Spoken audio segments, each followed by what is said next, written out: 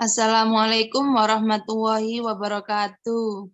Waalaikumsalam warahmatullahi wabarakatuh. Kami dari kelompok 2, saya Nur Lailatul Aziza dan teman saya. Purna Bunga Maharani.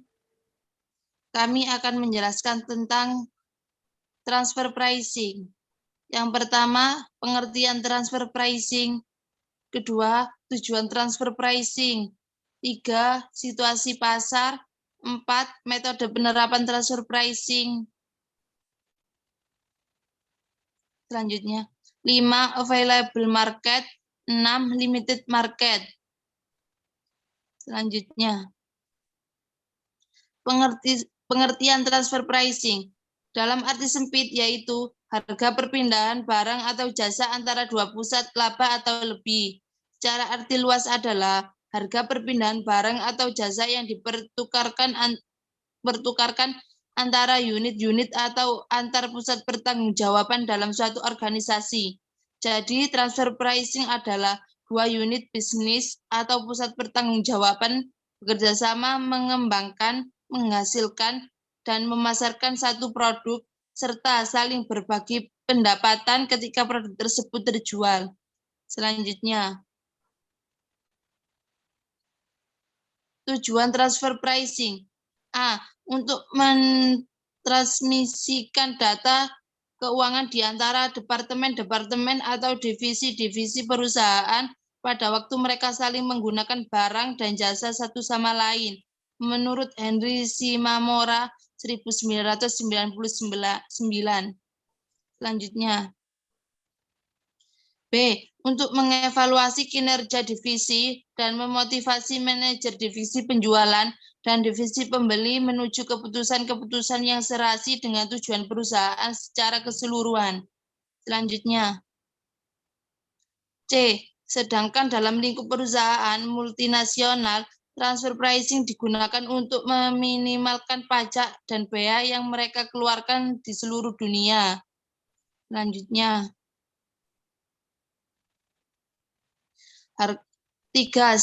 Stimulasi pasar. Harga transfer merupakan mekanisme untuk mendistribusikan pendapatan jika dua pusat laba atau lebih bertanggung jawab bersama atas pengembangan, pembuatan, dan pemasaran suatu produk sehingga masing-masing harus berbagi pendapatan yang dihasilkan ketika produk tersebut terjual.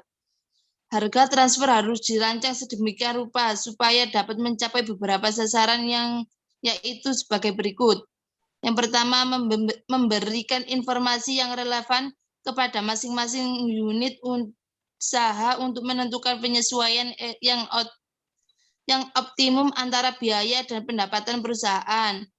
Menghasilkan keputusan dan bertujuan sama-sama. Maksudnya, sistem harus dirancang agar keputusan yang meningkatkan laba unit usaha juga akan meningkatkan laba perusahaan. Membantu pengukuran kinerja ekonomi dan tiap unit usaha. Sistem harus mudah dimengerti dan dikelola. Selanjutnya, 4 metode. A. Harga transfer berdasarkan pasar. Harga transfer berdasarkan harga pasar dipandang sebagai penentuan harga transfer yang paling independen. Barang-barang yang diproduksi unit penjual dihargai sama dengan harga yang berlaku di pasar. Pada sisi divisi penjualan, ada kemungkinan untuk memperoleh profit.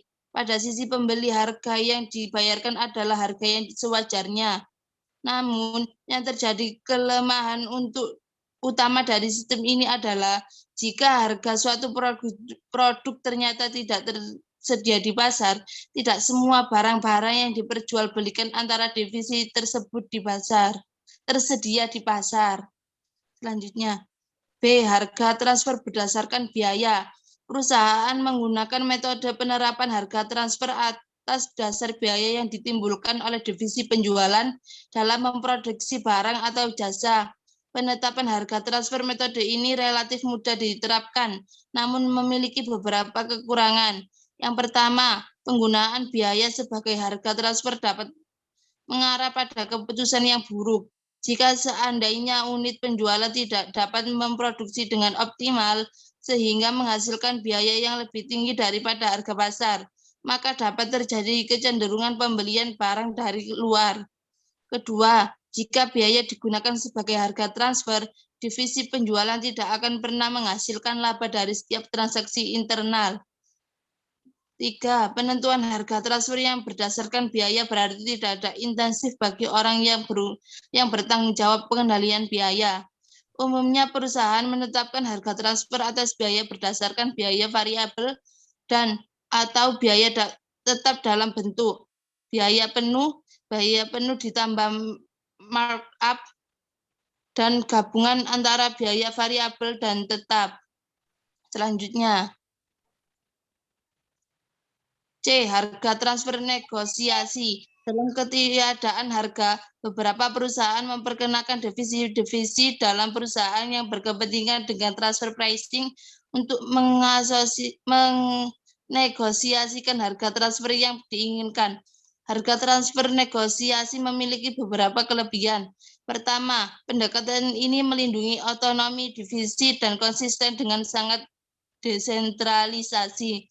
Kedua, manajer divisi cenderung memiliki informasi yang lebih baik tentang biaya dan laba potensi atas transfer dibandingkan pihak-pihak lain dalam perusahaan. Selanjutnya akan dijelaskan teman saya. D. Transfer pricing pada perusahaan multinasional. Tujuan harga transfer berubah apabila melibatkan multinational corporation serta barang yang ditransfer melalui batas-batas negara. Tujuan penentuan harga transfer internasional berfokus pada meminimalkan pajak, biaya, dan risiko pertukaran asing, bersama dengan meningkatkan suatu kompetitif perusahaan dan memperbaiki hubungannya dengan pemerintah asing.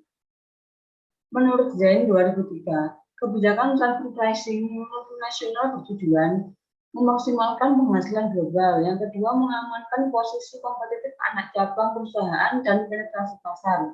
Yang ketiga, evaluasi kinerja anak atau cabang perusahaan mancanegara.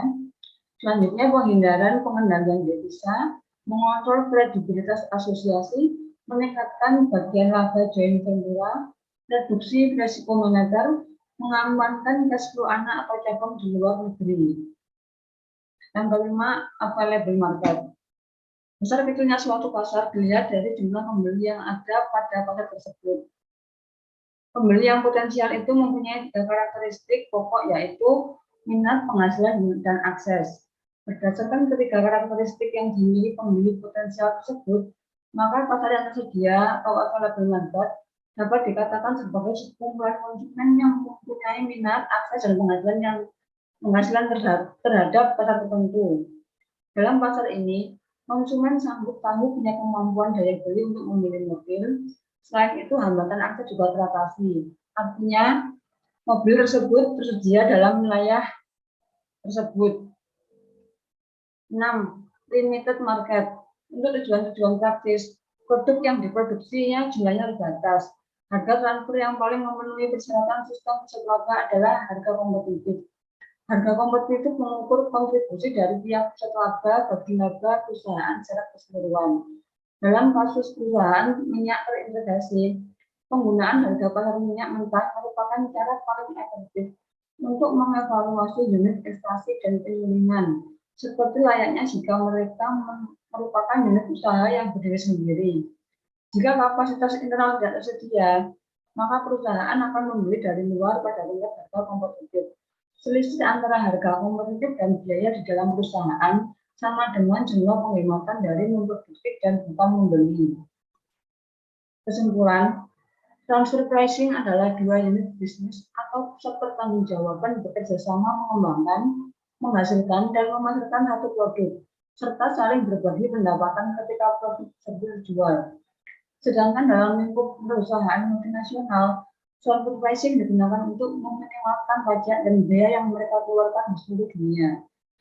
Harga transfer merupakan mekanisme untuk mendistribusikan pendapatan jika dua pusat laba atau lebih bertanggung jawab bersama atas pengembangan, pembuatan, dan pemasaran suatu produk, sehingga masing-masing harus berbagi pendapatan yang dihasilkan ketika produk tersebut terjual. Secara umum, harga transfer dapat ditentukan dengan menggunakan metode berikut. Yang pertama, harga transfer berdasarkan pasar, harga transfer berdasarkan biaya, harga transfer negosiasi, dan harga transfer pricing pada perusahaan multinasional. Terima kasih kami dari kelompok 2 izin pamit. Assalamualaikum warahmatullahi wabarakatuh.